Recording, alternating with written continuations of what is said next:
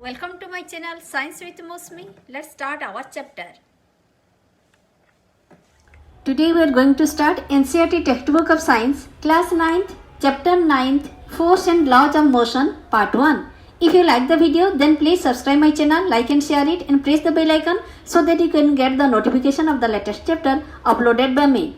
In this part, we are going to discuss about balanced and unbalanced forces, a little bit about friction, and about first law of motion, and we will also know some information about Galileo Galilei.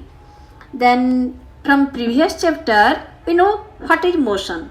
इसके पहले वाला chapter में हमने देखा था कि हमने पढ़ा है कि मोशन क्या है. मोशन क्या है? It is the change in position of an object with respect to time. तो फिर इसी हिसाब से देखा जाए तो in the previous chapter we describe the motion of an object along a straight line in terms of its position, velocity और acceleration. यानी कि एक बॉडी जब मूव करता है, मोशन में आता है, तो फिर उसका पोजीशन कैसे चेंज होता है, वेलोसिटी और एक्सेलरेशन कैसे चेंज होता है, ये हमने देखा. और हमको पता चला कि ये मोशन टू टाइप्स ऑफ है, जैसे कि हमारे यूनिफॉर्म मोशन और नॉन यूनिफॉर्म मोशन. तो यूनिफॉर्म मोशन किसे कहेंगे?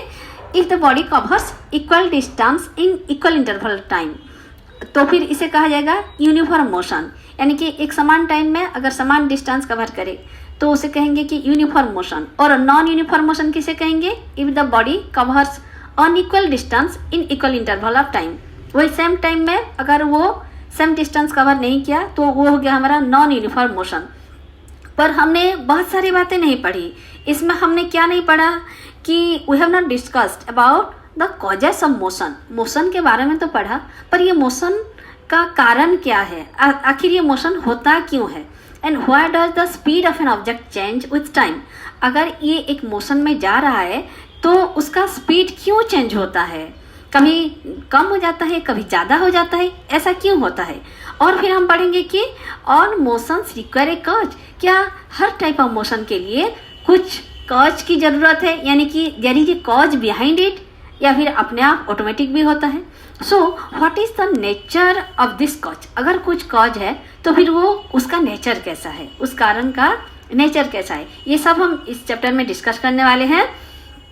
तो हम देखते हैं कि a ball on the ground when given a small hit. एक बॉल जा रहा है, अगर हम उसे थोड़ा सा धक्का दे देंगे तो फिर वो थोड़ी दूर जाता है और उसके बाद वो रुक जाता है. It does not move forever, वो चलता ही नहीं जाता.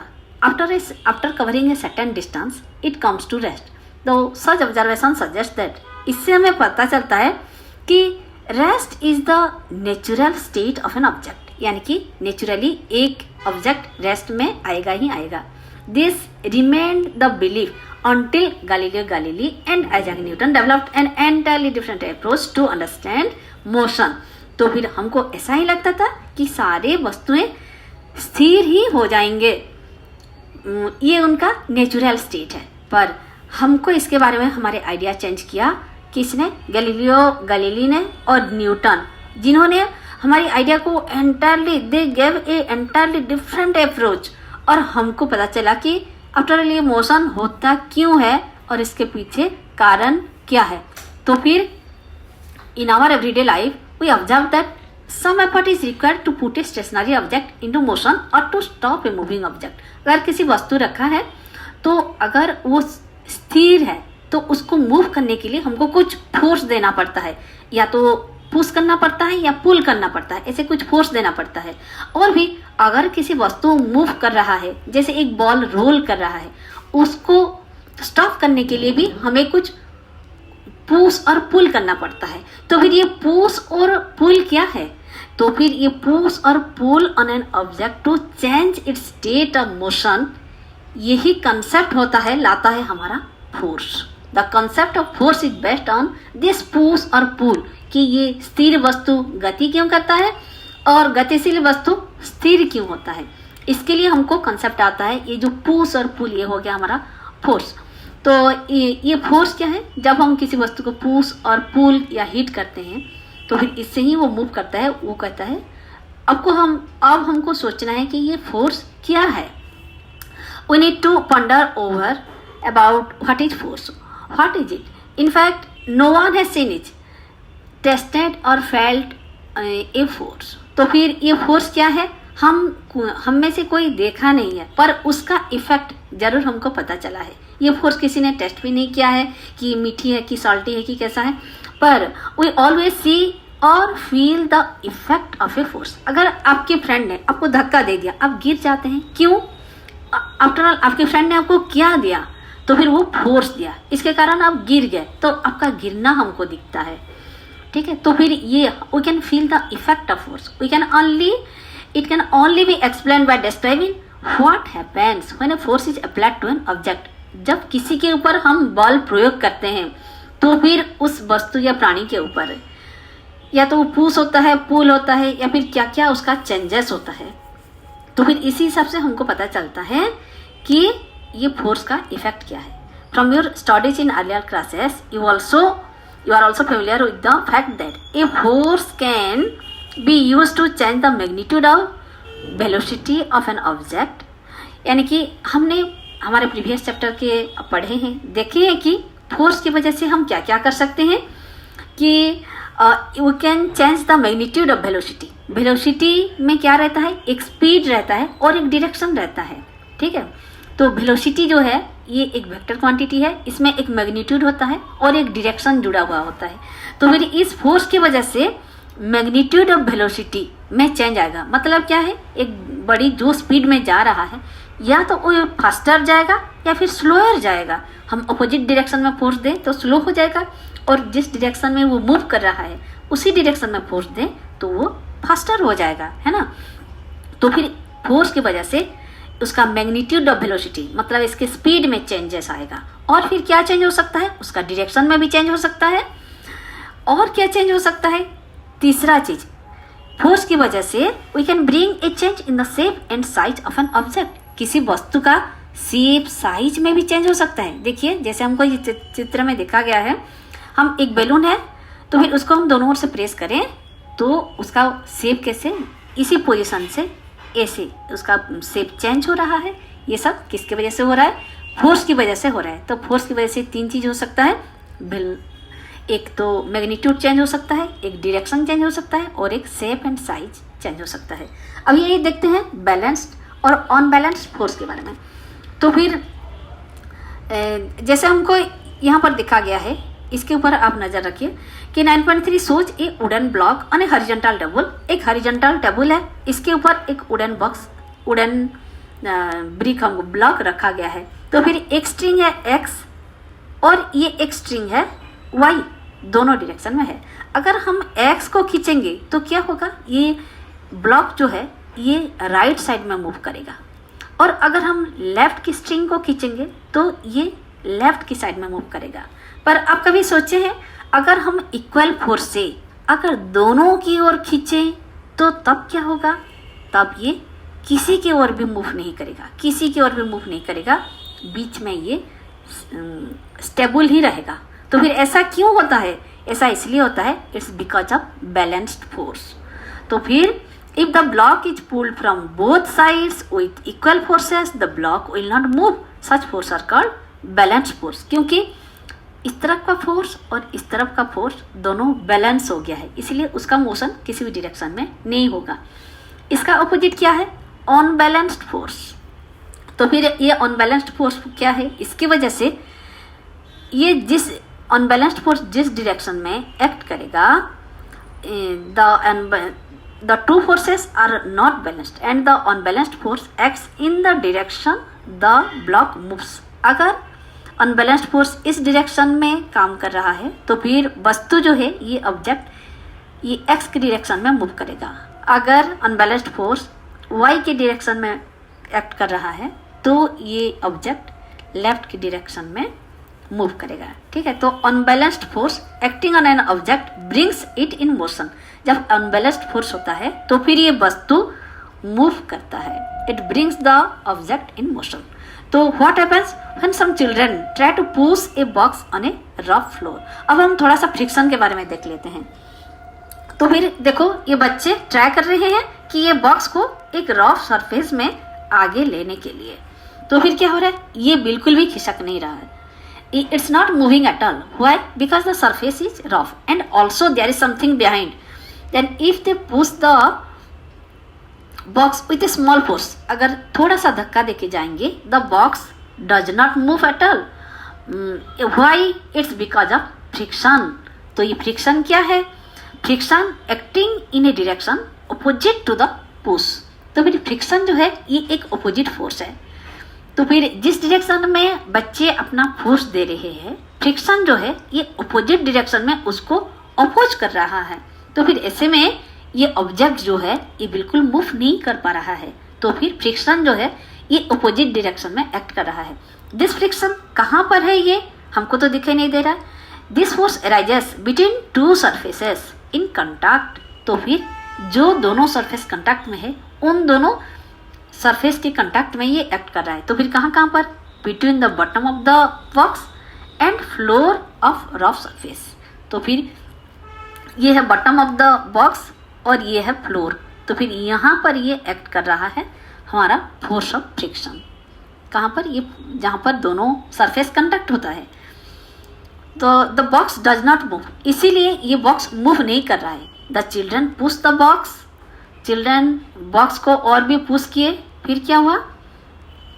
Push the box harder but the box still does not move. This is because the force of friction balances the pushing force. If the children push the box harder still, अगर और जोर से धक्का दिए तो फिर the pushing force becomes bigger than the friction force. जब pushing force friction force से ज्यादा हो जाएगा तो फिर ये अनबैलेंस्ड हो जाएगा और ये बॉक्स फिर स्टार्ट्स मूविंग. ये बॉक्स मूव करने लगेगा, यानी कि धक्का जोर का हुआ और फोर्स ऑफ फ्रिक्शन कम का हो गया, इसीलिए अब बॉक्स आगे बढ़ने लगा. बात clear? What happens when A cycle, जब आप एक साइकिल चलाते हैं क्या होता है? आप व्हेन वी स्टॉप पेडलिंग, जब हम पेडलिंग करना बंद कर देते हैं, उसे पेडल मारना बंद कर देते हैं, तो धीरे धीरे साइकिल स्लो डाउन हो जाता है. और ऐसा क्यों होता है? This is because of the friction force acting opposite in the direction of motion. जो साइकिल का स्पीड स्लो हो जाता है वो भी फ्रिक्शन फोर्स की वजह से वो स्लो हो जाता है. जो कि साइकिल अगर इसी डायरेक्शन में मूव कर रहा है तो फोर्स ऑफ फ्रिक्शन इसी डायरेक्शन में उसको अपोज करता है, इसीलिए वो साइकिल का स्पीड जो है वो स्लो हो जाता है. तो साइकिल को in order to keep the cycle moving, in order to keep the cycle moving we have to start pedalling again. हमको फिर से पेडलिंग करना पड़ेगा. It thus appears that an object maintains its motion under the continuous application of an unbalanced force. तो फिर हमें ये पता चला कि कंटिन्यूसली एक अनबैलेंस्ड फोर्स एक्ट करना ही है ताकि एक वस्तु मूविंग होके रहेगा. However, it is quite incorrect. An object moves with a uniform velocity when n forces. तो जब एक वस्तु यूनिफॉर्म वेलोसिटी में मूव कर रहा है तो फिर इसका मतलब है द फोर्सेस मतलब द पुशिंग फोर्स और अपोजिट से आएगा फ्रिक्शनल फोर्स. ये दोनों acting on the object are balanced, ये बैलेंस स्टेट में है, तभी जाकर ये अच्छी तरह बैलेंस्ड होके मूव कर पा रहा है. एक वस्तु अगर यूनिफॉर्म वेलोसिटी में जा रहा है तो फिर उसका जो पुशिंग फोर्स है और फ्रिक्शनल फोर्स है ये दोनों बैलेंस्ड होके है और दोनों कहाँ पर एक्ट कर रहे हैं? ऑब्जेक्ट के ऊपर एक्ट कर रहे हैं. And there is no net external force on it. तो if an unbalanced force is applied on the object there will be a change either in its speed और in the direction of its motion. तो फिर जब balanced force है तब तक ये uniform velocity में जा रहा है, यानी कि उसका स्पीड जो है या फिर डायरेक्शन जो है उसमें कुछ चेंज नहीं आ रहा है. तो फिर अनबैलेंस्ड फोर्स जब एक्ट कर रहा है, जब बैलेंस्ड फोर्स एक्ट कर रहा है वो यूनिफॉर्म वेलोसिटी में जा रहा है, उसका स्पीड और डायरेक्शन सेम है. जब अनबैलेंस्ड फोर्स एक्ट करेगा तो फिर उसका क्या होगा? या तो उसका स्पीड में चेंज होगा या डायरेक्शन में चेंज होगा. ठीक है.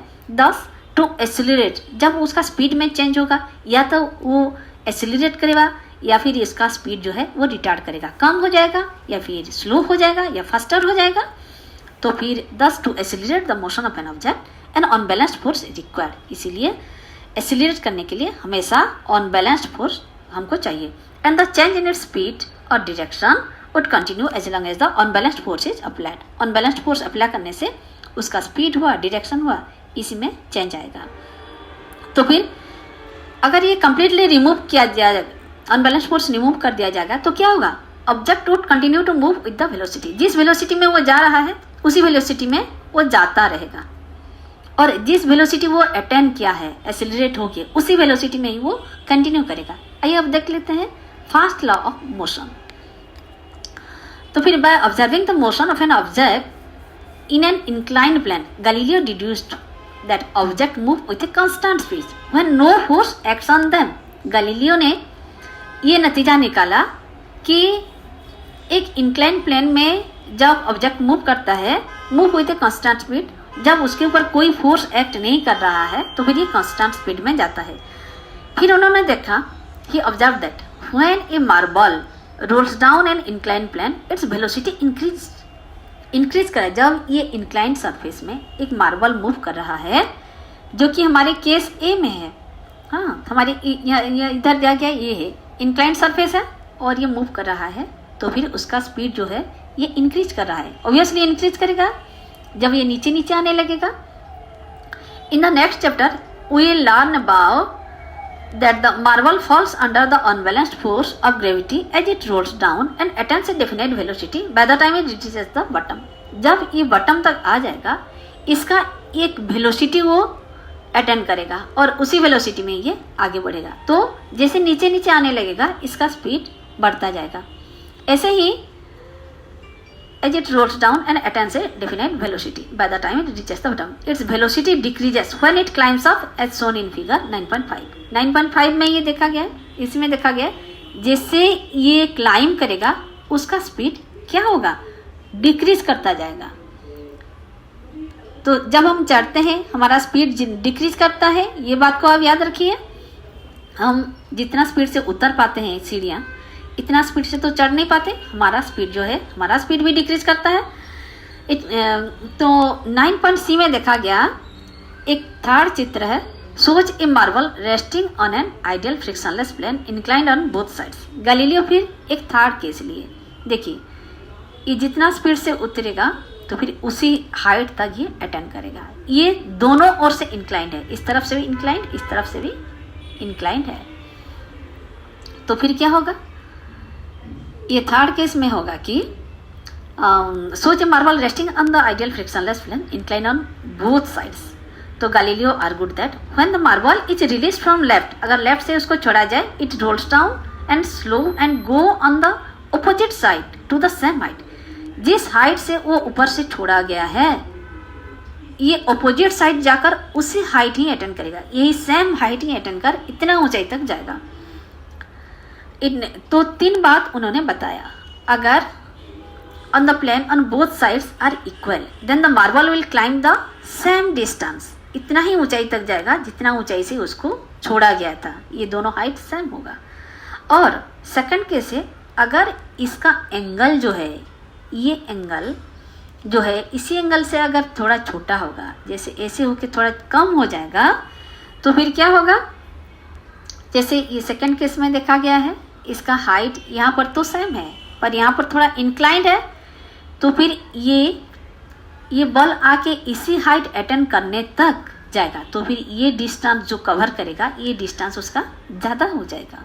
तो फिर जैसे ही इसका ग्रेजुअली डिक्रीज देन जैसे ही इसका इंक्लाइनेशन का एंगल कम हो जाएगा, then the marble would travel further distance, ज़्यादा ही दूरी तय करेगा, but till it reaches the original height, height उसी हाइट तक ही आएगा। और 3 नंबर केस क्या है, if the right side plane were ultimately made horizontal, किसी भी एंगल ना लेकर राइट साइड का जो साइड है वो पूरा हॉरिजॉन्टल हो गया, तो क्या होगा, the slope is reduce to 0। जैसे हमारे यहाँ पर देखिए ये और इंक्लाइन नहीं है, स्लोप इज रिड्यूस टू 0, ऐसे में क्या होगा, that is the slope is 0, the marble would continue to travel forever trying to reach the same height। तो ये चलता ही जाएगा वो सेम हाइट अटेंड ना करने तक, that it was released from, जहाँ से उसको छोड़ा गया है उसी हाइट अटेंड करने के लिए उसका कोशिश रहेगा, इसीलिए वो चलता ही जाएगा। तो it the suggest that an unbalanced force is required to change the motion of the marble but no net force, किसी net force is not needed to sustain the uniform motion of the marble. In practical situation, अगर हम practical situation देखें तो it is difficult to achieve a zero unbalanced force. Zero unbalanced force attend करना मुश्किल है। क्यों मुश्किल है? Due to the presence of frictional force acting in opposite direction. हमेशा अपोजिट डायरेक्शन में फ्रिक्शनल फोर्स भी एक्ट कर रहा है to the direction of the motion, और फ्रिक्शनल फोर्स हमेशा opposite to the direction of motion act करता है, इसीलिए जीरो अनबैलेंस्ड फोर्स अटेंड करना मुश्किल है। Thus in practice the marble stops after travelling some distance. इसीलिए क्या होता है, मार्बल कुछ दूर जाकर फिर वो स्टॉप हो जाएगा। The effect of the frictional force में भी मिनिमाइज। अगर हम चाहते हैं कि फ्रिक्शनल फोर्स कम हो और वो ज़्यादा से ज़्यादा दूर तक जाए तो हमको क्या करना है, एक स्मूथ मार्बल सरफेस लेना है या फिर स्मूथ प्लेन लेना है, एंड या अगर वो ज़्यादा ही रफ है तो फिर हम लुब्रिकेंट अप्लाई कर सकते हैं। जैसे हमारे थिक ऑयल जैसा होता है ना, लुब्रिकेंट्स यूज कर सकते हैं on the top of the plane, जहाँ पर वो ऑब्जेक्ट मूव कर रहा है। उसमें क्या होगा, वो ज़्यादा से ज़्यादा दूर तक जा पाएगा। Newton further studied Galileo's idea on force and motion and presented 3 fundamental laws. तो न्यूटन ने गैलीलियो की इस सारी आइडिया के बारे में पढ़ा और उन्होंने 3 लॉ, जो कि न्यूटन्स लॉ ऑफ मोशन के बारे में बोल के प्रसिद्ध है, 3 लॉज। अभी हम इस पार्ट में एक लॉ के बारे में डिस्कस करेंगे। तो फिर उसे कहा जाता है न्यूटन्स लॉज ऑफ मोशन। तो ये डेफिनेशन आपको पूरा ऐसे ही याद करना है। The first law of motion is stated. First law में वो कहे हैं कि an object remains in a state of rest और of uniform motion in a straight line unless compelled to change that state by an applied force. इसी को आपको ऐसे याद रखना है। इसको हमने 3 पार्ट में भाग कर दिया है। पहले part, N object remains in a state of rest और ऑफ यूनिफॉर्म मोशन, यानी कि ये हो गया हमारा फर्स्ट पार्ट। ऑब्जेक्ट या तो वो रेस्ट में है तो रेस्ट में रहना चाहेगा, और अगर वो यूनिफॉर्म मोशन में जा रहा है तो उसे एक स्ट्रेट लाइन में वो मूव करना चाहेगा। कब तक? जब तक वो कंपेल्ड ना हो to change that state by an applied force. तो फिर ये हो गया हमारा इतना दूर तक first part. In a straight line second part, और unless compelled by to change that state by an applied force, ये हो गया हमारा थर्ड पार्ट। इसी सब से आप उसको याद रख सकते हैं। अगर किसी वस्तु स्थिर है तो वो स्थिर रहना चाहेगा, अगर किसी वस्तु गतिशील है तो वो एक ही स्ट्रेट लाइन में जैसे मूव कर रहा है ऐसे ही मूव करना चाहेगा। कब तक? जब तक बाहरी किसी फोर्स उसके ऊपर अप्लाई ना किया जाए टू चेंज दैट स्टेट। कौन सा स्टेट? स्थिर वस्तु का स्थिर स्टेट और गतिशील वस्तु का गति वाला स्टेट। उसी अवस्था का चेंज नहीं आएगा जब तक बाहर से फोर्स नहीं पड़ेगा उसके ऊपर। तो फिर इसको और भी कहा जाता है, क्या कहा जाता है? In other words all object resist A change in their state of motion. इसके हम एक ही लाइन में समझे तो जो जैसा है ऐसा रहना चाहता है। अरे हमारा भी तो यही प्रकृति होता है, हम जहाँ जैसा रहते हैं बस उसी को ही लाइक करने लगते हैं। थोड़ा सा चेंज हो गया, ट्रांसफर हो गया, फिर एडजस्ट करने में हमको मुश्किल लगता है। तो ये सारे वस्तु का ये ऐसा ही इच्छा है। तो फिर इसे क्या कहते हैं? इसे इनर्शिया कहते हैं। It is a qualitative way the tendency और undisturbed object to stay at rest or to keep moving with the same velocity is called inertia। तो फिर इसी को जो जैसा है ऐसा ही रहना चाहते हैं, उसी टेंडेंसी को the tendency of undisturbed object to stay at rest. अगर रेस्ट में है तो रेस्ट में रहना चाहता है, और अगर to keep moving with the same velocity is called inertia. गतिशील है तो गति में रहना चाहता है उसी सेम स्पीड में, तो फिर उसी को कहते हैं inertia. This is why the first law of motion is also known as law of inertia. अगर कहा जाए the first law Newton's law of motion is also known as dash, तो फिर आंसर होगा लॉ ऑफ इनर्शिया। ठीक है। तो certain experiences that we come across while travelling in a motor car. ये इनर्शिया आपको दिन प्रतिदिन हो रहा है, बस आपको पता चले कि ये इनर्शिया है। कैसे? जैसे आप किसी मोटरसाइकिल में ट्रैवल कर रहे हैं तो फिर we tend to remain at rest with respect to the seat. हम सीट में बैठ रहे हैं, सीट को देखें तो हम स्थिर हैं। और जब ड्राइवर एक ब्रेक अप्लाई करता है क्या होता है, तो with the application of brakes the car slows down. तो फिर कार स्लो डाउन होता है, but our body tends to continue.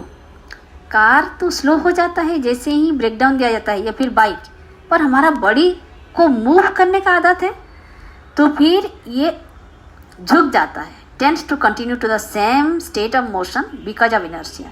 इस सडन एप्लीकेशन ऑफ ब्रेक में the catch injury to us, हम आगे झुक जाते हैं और किसी में हमारा इम्पैक्ट ऑफ कॉलिजन भी हो जाता है, यानी कि किसी सामने से जो चीज़ है उसी से हमारा धक्का हो जाता है, क्योंकि हमारा बॉडी तो मूव करता रहता है और हमारा जो बॉडी पार्ट सीट से अटैच है वो सीट के साथ साथ वो भी स्टॉप हो जाता है।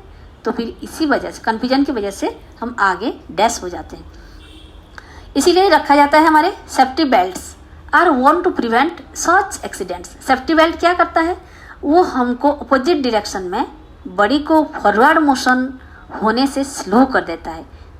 जिस तेज़ी से हमारी बॉडी सामने डैश हो जाता उसी से वो हमको बचा लेता है। Safety belt exerts a force on our body, वो हमारी बॉडी के ऊपर फोर्स देके हमारे बॉडी को सीट से लटकाए हुए रखता है, ताकि हमारा बॉडी जिस तेज़ी से सामने से डैश होने जा रहा था उसी से वो बचा देगा, स्लो कर देगा। An opposite experience is encountered when we are standing in a bus. अगर हम किसी बस में खड़े हैं and the bus begins to move, stop से होके वो मूव करने लगा, तो फिर क्या होगा, we tend to fall backward, हमारे बॉडी पीछे हो जाता है। This is because the sudden start the bus brings motion to the bus. तो फिर सडन स्टार्ट होने से बस के साथ साथ हमारे पैर तो आगे चला जाता है, पर हमारा बॉडी पार्ट जो ऊपरी की तरह है वो हमारे पीछे रह जाता है, क्योंकि उसको स्टेट ऑफ रेस्ट में रहने का आदत है। But the rest of our body opposes the motion because of its inertia, इसलिए पीछे रह जाता है, हम पीछे की ओर झुक जाते हैं। When A motor car makes a sharp turn, अगर आप मोटर कार में जा रहे हैं और एक शार्प टर्न आ गया with a high speed, we tend to get thrown, हम बाहरी की ओर ऐसे हमारे बॉडी झुक जाता है, बाहर की ओर, इनर की ओर नहीं, बाहर की ओर, टू वन साइड, एक साइड में झुक जाता है। This can again be explain on the basis of law of inertia. तो we tend to continue in our straight line motion, क्योंकि हमको सीधे जाने का, स्ट्रेट लाइन में जाने का जो आदत है, तो फिर हमारे बॉडी उसे सीधे जाने की मूड में है। अब टर्न हो गया तो वो बाहरी की ओर रह जाता। When an unbalanced force is applied by the engine to change the direction of motion of the motor car, we slip to one side of the seat due to the inertia of our body. ये सब inertia of body की वजह से ऐसा होता है। तो the fact that a body will remain at rest unless acted upon by an unbalanced force can be illustrated through the activity. तो फिर जब तक एक unbalanced force ना आए, हमारी रेस्ट में ही हमारे बॉडी रहना चाहता है, अगर रेस्ट में है तो। इसी के साथ हमारे ये फर्स्ट पार्ट खत्म होता है। Thank you.